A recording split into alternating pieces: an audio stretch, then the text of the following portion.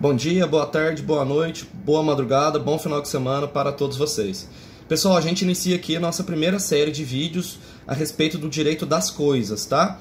Não é porque a gente tem que ficar de quarentena, que a gente vai ficar em casa, que a gente vai deixar de estudar, que a gente vai deixar de adquirir conhecimento.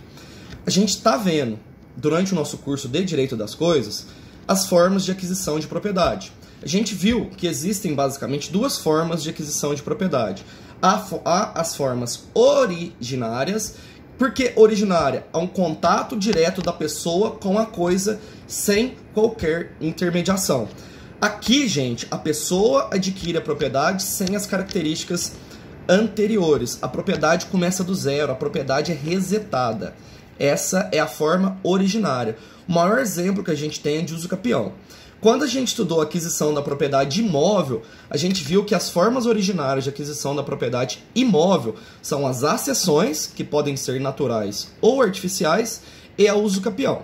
E a derivada, a principal forma que a gente tem é o registro. A gente viu que a propriedade derivada imóvel é adquirida por meio do registro. Tá bom, galera? Hoje a gente vai começar a estudar a aquisição da propriedade móvel, ou seja, a aquisição da propriedade de bens móveis.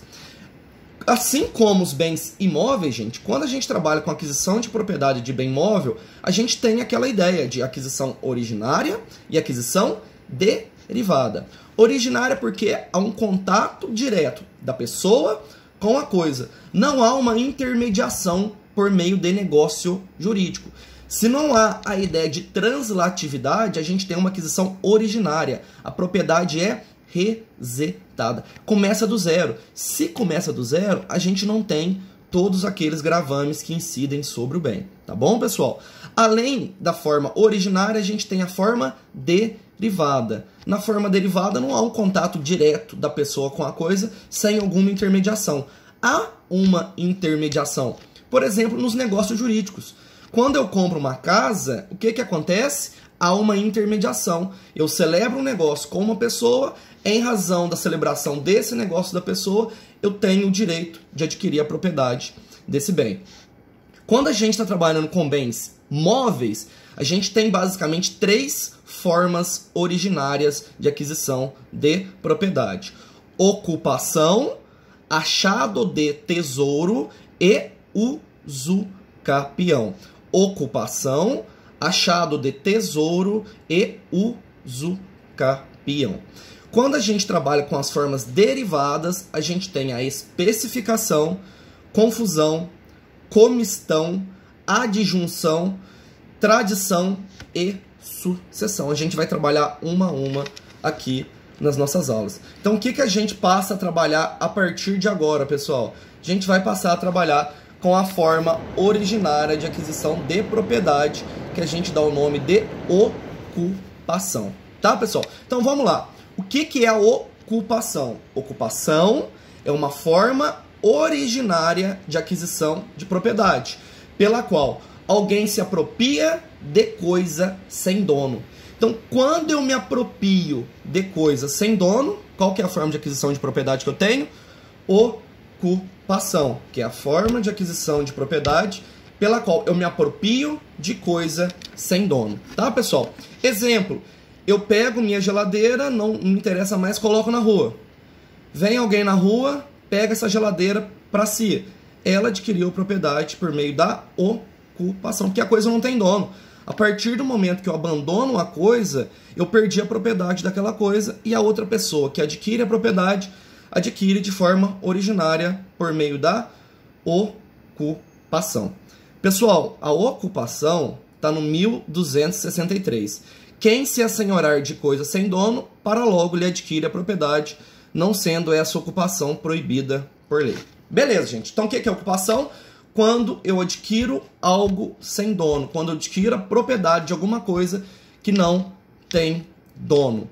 Ela não se confunde com a descoberta, porque na descoberta a coisa tem dono.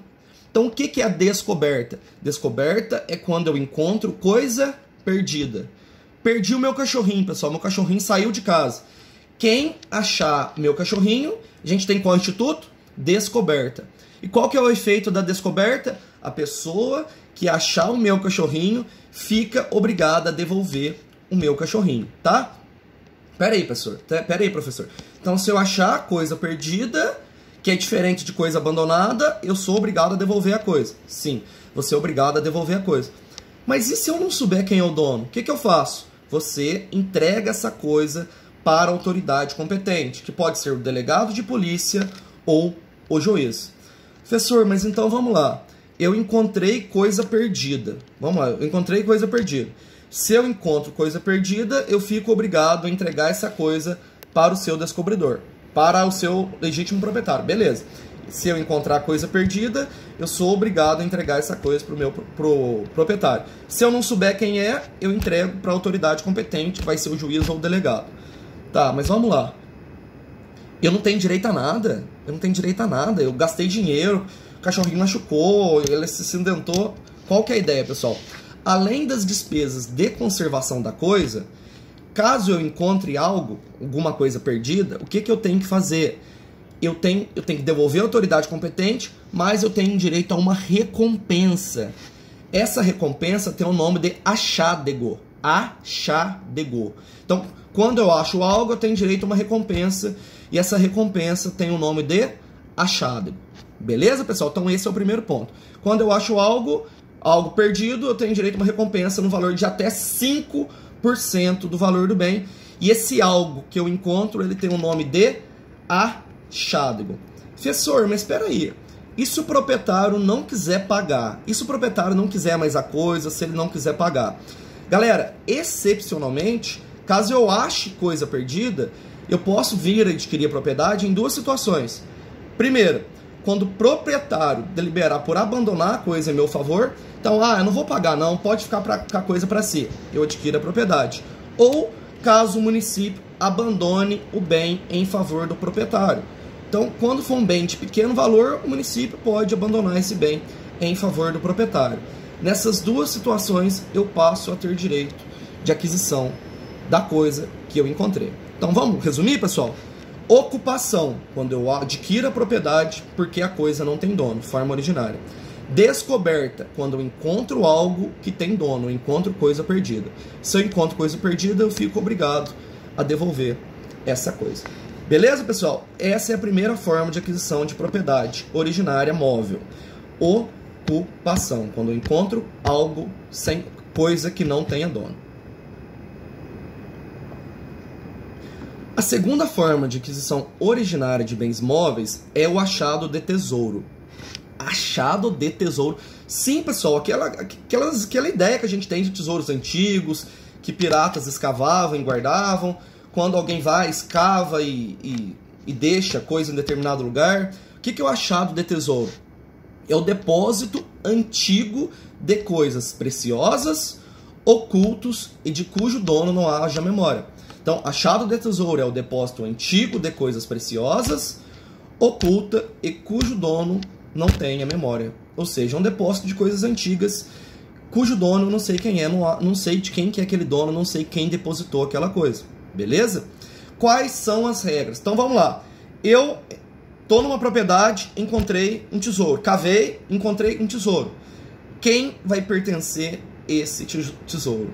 São as duas regras que a gente vai ver. Primeira, o tesouro será dividido por igual. Primeira regra, o tesouro será dividido por igual entre o proprietário do prédio em quem o encontrar casualmente. Primeira regra, o tesouro será dividido por igual entre o proprietário do prédio e quem o encontrar casualmente. Beleza? Segunda regra, pertencerá ao proprietário do prédio se for achado por ele, por quem ele ordenou ou por terceiro não autorizado. Então, encontrei casualmente em propriedade alheia, 50% de cada um. Metade minha e metade do dono do prédio. Encontrei por determinação do dono do prédio. A coisa é do dono do prédio. Beleza, pessoal? Então, isso que é o achado de tesouro. O depósito antigo de coisas preciosas, oculta e de cujo dono não haja memória. Encontrei casualmente na propriedade alheia, 50% para cada um. Encontrei por ordem do proprietário, o achado de tesouro fica pertencendo ao proprietário. E por fim, a gente tem a usucapião. Professor, usucapião de bem móvel. Sim, gente, também cabe usucapião de bem móvel. Ah, professor, eu achei que só era de casa. Não, gente. É possível a gente adquirir o usucapião de bens móveis. Como assim de bem móvel? Carro, gente. Você pode adquirir o usucapião de um carro. Você pode adquirir o usucapião de uma moto. É, gente, assim como os bens imóveis, os bens móveis também admitem a aquisição da propriedade por meio da usucapião. Olha que legal, pessoal. Olha que legal. Então, vamos lembrar o que é usucapião primeiro? A usucapião é uma forma originária de aquisição da propriedade. Então, essa é a primeira ideia. Usucapião, forma originária de aquisição de propriedade. Beleza. Mas forma originária de aquisição de propriedade. Já sei o que é usucapião. Forma originária de aquisição de propriedade pela posse prolongada de determinado bem.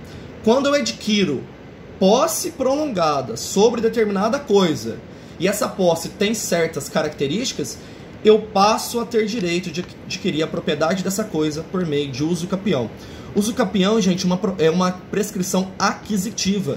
Eu tenho direito de ser proprietário daquele imóvel pelo decurso daquele móvel ou imóvel pelo decurso do tempo. Quem exerce posse justa, o que é posse justa mesmo? Aquela que não é violenta, clandestina nem precária.